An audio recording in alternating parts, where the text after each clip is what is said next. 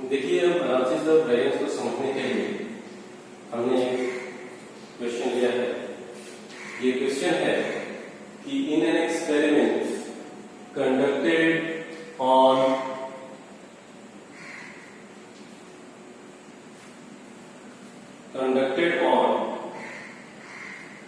a firm in certain village of Bihar,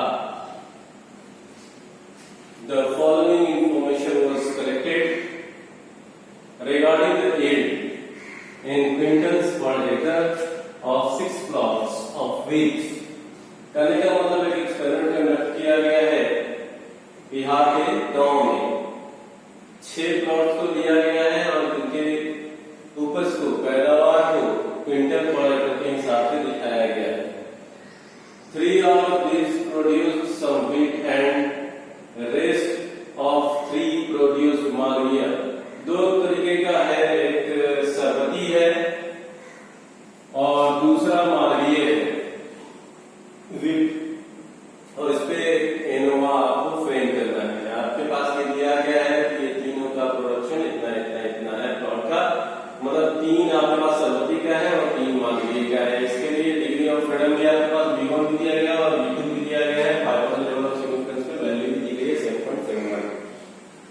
अब हमको सबसे पहले क्या करना होगा, हमने अभी आपको एक प्रोसेस बताया, जिस प्रोसेस में पहला काम होता है हमारा कि नल हाइपोथेसिस को सेट करना। तो नल हाइपोथेसिस को सेट करने में हम ये कह सकते हैं कि सबसे पहले मैंने कहा है कि सारे जो सेम यूनिवर्स से लिए गए हैं, मतलब u1 u2 u3 up to n, मतलब सेम जगह से लिए गए हैं। एक चीज हम लिख देंगे कि हमारी जो सैंपल्स हैं वो सेम यूनिवर्स से ड्रॉ किए गए हैं और उनके टाइप्स सेम है। ठीक है, तो अब हम इस पे बात करें। दूसरा काम होता है हमारा कि आपको सबका मीन कैलकुलेट करना है। सारे सैंपल्स के अलग अलग मीन कैलकुलेट करने हैं। तो मीन का फॉर्मूला हमने आपको बता रखा है कि x बार अगर हम 1 2 लिख लेते हैं, पहले के लिए सरबती के लिए x1 ले लेते हैं और दूसरे के लिए x2 लेते हैं। तो सब x बार 1 के निकालने चलेंगे तो 42 है। तो फॉर्मूला क्या होता है, summation x1 divide by n equals to x1 के लिए हमारे पास 42 डिवाइड बाई 3 टाइप्स है, n हमारे पास 3 हो गया। तो इसका हो जाएगा 40। इसी तरीके से x बार अगर सेकंड की निकालने चले तो हमारे पास 36 दिया गया है। 36 को अगर हम डिवाइड करेंगे 3 से तो इसकी वैल्यू हो जाएगी 12। अब हमारा जब मीन आ जाता है तो हम डिफरेंस बिटवीन मीन्स अब हम पहले कंबाइंड मीन निकालेंगे। इसके बाद कंबाइंड मीन का फॉर्मूला मैंने आपको बता रखा है, x1 bar plus x2 bar divided by k, जिसको हम यहाँ पे लिख सकते हैं कि हमारे पास 2 सैंपल्स हैं। हम यहाँ पे कैलकुलेशन ऑफ कंबाइंड मीन कर लें, यानी x बार अगर डबल बार करते हैं तो x1 प्लस x2 का बार डिवाइडेड बाई k कर लीजिए। तो ये हमारे पास हो जाएगा x1 x2 कितना हो जाएगा, ये हो गया आपका 14 और 12 26 डिवाइडेड बाई 2 दैट इज 13। अब हमारा दूसरा काम हो गया कंबाइंड मीन का। अब deviation from the combined mean निकालेंगे। Deviation from the combined mean निकालेंगे तभी हमारा निकलेगा between samples, variances between samples. तो वेरिएंस बिटवीन सैंपल के लिए मैंने अभी आपको एक फॉर्मूला बताया था कि सबके डेविएशंस, यानी जो मैं अभी कह रहा हूं कि समेशन अगर कर लें n1 x1 बार माइनस x डबल बार, इस तरीके से सम ऑफ स्क्वायर ऑफ डेविएशंस का करें सैंपल के साथ बिटवीन सैंपल निकालने चलते हैं, वेरिएंस बिटवीन सैंपल्स। तो इसमें हम एक वैल्यू लिख सकते हैं n1 n2 ये x1 बार माइनस x का डबल बार। इस तरीके से हम चाहें तो इसकी वैल्यू लिख लें। अब 2 सैंपल्स हैं तो दोनों का हम एक ही साथ कर लेते हैं। दूसरा हमारे पास n2 हो जाएगा, इसमें हमारे पास वैल्यू हो जाएगी x2 बार माइनस x डबल बार, मतलब कंबाइंड मीन के साथ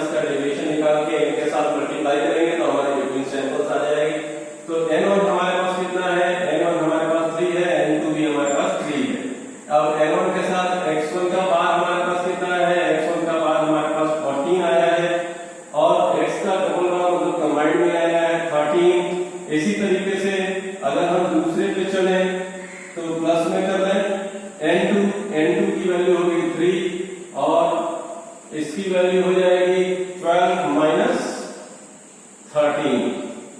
एक हो गया 14 माइनस 13, एक हो गया 12 माइनस 13। अगर इसको सॉल्व करेंगे तो हमारे पास यहाँ पे 1 आ रहा है और यहाँ पे भी 1 आ रहा है, तो ये क्या हो जाएगा 3, यहाँ हमारे पास 1 आएगा तो 3 1 जा 3 और इसी तरीके से 3 1 जा 3। तो अब हम यहाँ पे करें तो 3 into 1 और 3 into 1। क्यों?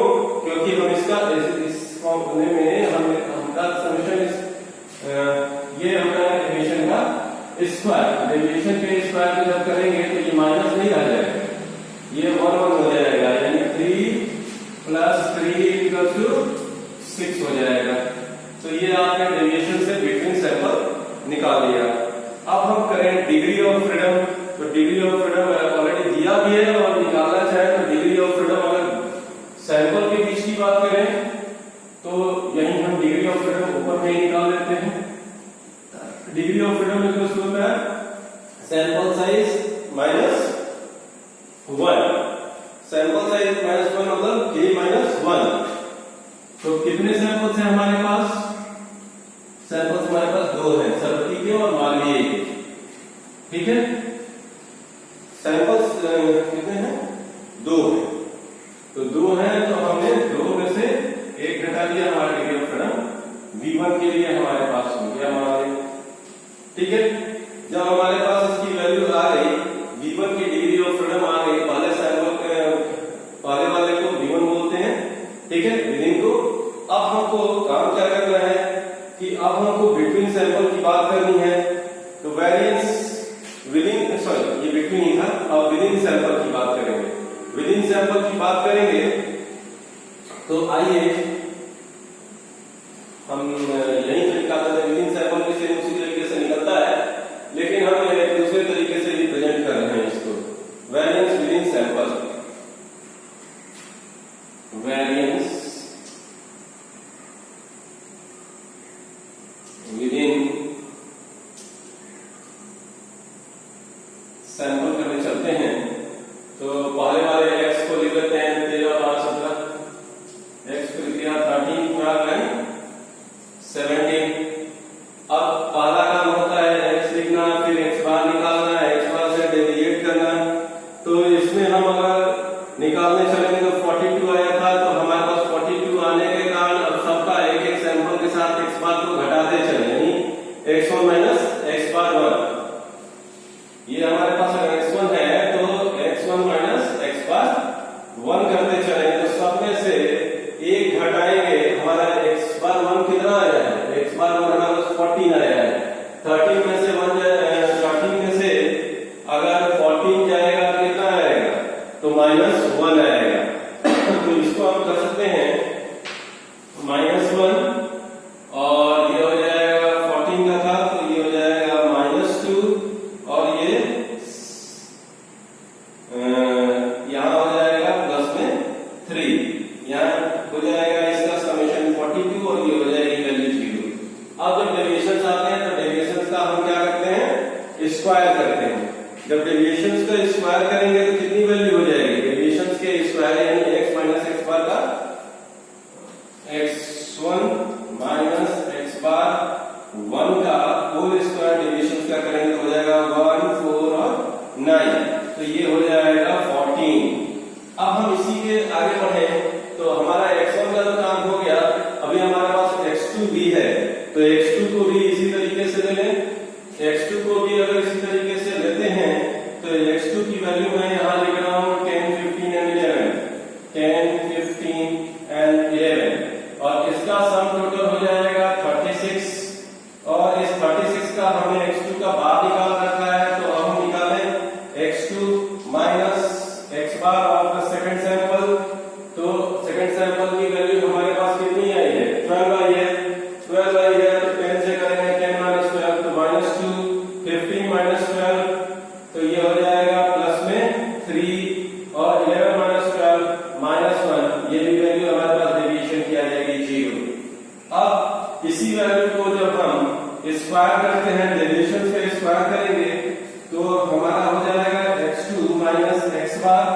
सेकंड का होल स्क्वायर, तो यहाँ पे हो गया 4, 9 एंड 1, इसकी वैल्यू भी हमारे पास आ गई 14। जब हमारे पास इसकी वैल्यू आ गई तो total of sum of square within sample कितना हो जाएगा? Total of sum of square within sample, total of sum of squares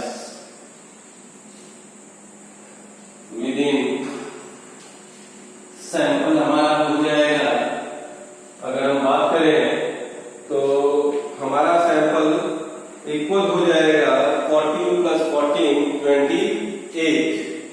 ये वाला यानी समेशन, इसको इसमें समेशन लगा के यहाँ लिखेंगे summation x1 minus x1 bar का होल स्क्वायर प्लस 2। इसी तरीके से यहाँ पे लिखेंगे summation x2 minus x2 bar का होल स्क्वायर, तो ये हमारा हो जाएगा 14। बस इसी को लिखना है summation x1 minus x1 bar का whole square plus summation x2 minus x2 bar का whole square equals to 14 plus 14 equals to 28। अब आपके पास बिटवीन भी आ गया और विद इन भी आ गया। इसके लिए डिग्री ऑफ फ्रीडम इसके लिए भी दिया हुआ है ऑलरेडी, फिर भी हम n माइनस k करके लिखते हैं। n माइनस k का मतलब, अब यहाँ पे मैं डिग्री ऑफ फ्रीडम इसके लिए मैं लिख रहा हूँ, डिग्री ऑफ फ्रीडम यहाँ पे होता है n माइनस k। टोटल कितना है? इसकी वैल्यू है 6, तो 6 माइनस 2 सैंपल्स इक्वल्स टू 4। ऐसे ऑलरेडी हम वहां से लिखेंगे तो लेवल ऑफ सिग्निफिकेंस के लिए पीछे से दिया हुआ है क्वेश्चन में, यानी वैल्यू 4 और 1 आएगी। ठीक है, तो इसको हम v2 इक्वल्स टू 4 लिख सकते हैं। तो अब हम 4 की वैल्यू हो गई, अब हमको केवल एनालिसिस टेबल पे बस इसको पुट कर देना है। मतलब यहाँ पे मैं ANOVA table, analysis of variance table, ANOVA table में इनको पुट कर दे रहा हूँ। तो अगर एनोवा टेबल बनाते हैं तो हमारे पास 2 कॉलम बनते हैं, बिटवीन का और विद इन का, और तीसरा होता है टोटल। तो आइए हम करते हैं बिटवीन सैंपल पहला, दूसरा करते हैं विद इन सैंपल। पहला लिखते हैं बिटवीन सैंपल्स और दूसरा लिखते हैं विद इन सैंपल। अब आपको अगर याद होगा तो हमने इसके सामने आपको बताया था सम ऑफ स्क्वायर्स का। तो sum of square, sum of squares, तो सम ऑफ स्क्वायर करके सम ऑफ स्क्वायर हमारे पास कितना है? तो सम ऑफ स्क्वायर अगर हम बात करें इसका ही सम किया गया तो सम ऑफ स्क्वायर हमारे पास हो जाएगा सैंपल। ये अगर बिटवीन की बात करेंगे तो हमारे पास हो जाएगा 6। इसको ऊपर लिखना चाहिए था सम ऑफ स्क्वायर, ये हेडिंग है, इसके भीतर सम ऑफ स्क्वायर ऑफ स्क्वायर। तो सम ऑफ स्क्वायर्स की बात करें तो यहाँ हो जाएगा 6 बिटवीन वाले में, और विद इन वाले में ये भी सम ऑफ स्क्वायर ही है, तो ये हमारे पास हो गया 28। दूसरा कॉलम हम डिग्री ऑफ फ्रीडम की बात करें तो डिग्री ऑफ फ्रीडम हम कैसे निकालते हैं, तो हमने आपको निकाल के बताया है n माइनस k और k माइनस 1। तो डिग्री ऑफ फ्रीडम अगर हम सैंपल की बात, विनर की बात करें तो हमारे पास v1 आया था, इसको मैं v2 कर दे रहा हूँ।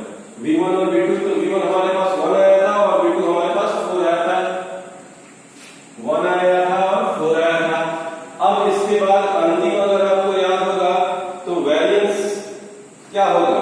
तो वेरिएंस हमारे पास आएगा इसका मतलब चेंजेस, तो वेरिएंस, तो वेरिएंस हमारे पास आ जाएगा 6 और 7। ठीक है, वेरिएंस कैसे हमने निकाला है? तो 6 को 1 से डिवाइड किया है और 4 7 जा 28। अब हम एफ रेशियो निकालना चलेंगे तो लार्जर अपॉन स्मॉलर कर लें। एफ रेशियो हमने कर लिया है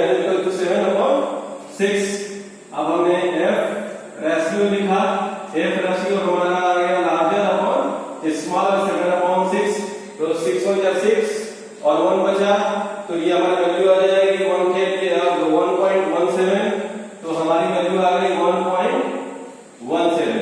अब एफ रेशियो की वैल्यू 1.17 है और आपके डिग्री ऑफ फ्रीडम पे वैल्यू दिया गया है 7.71।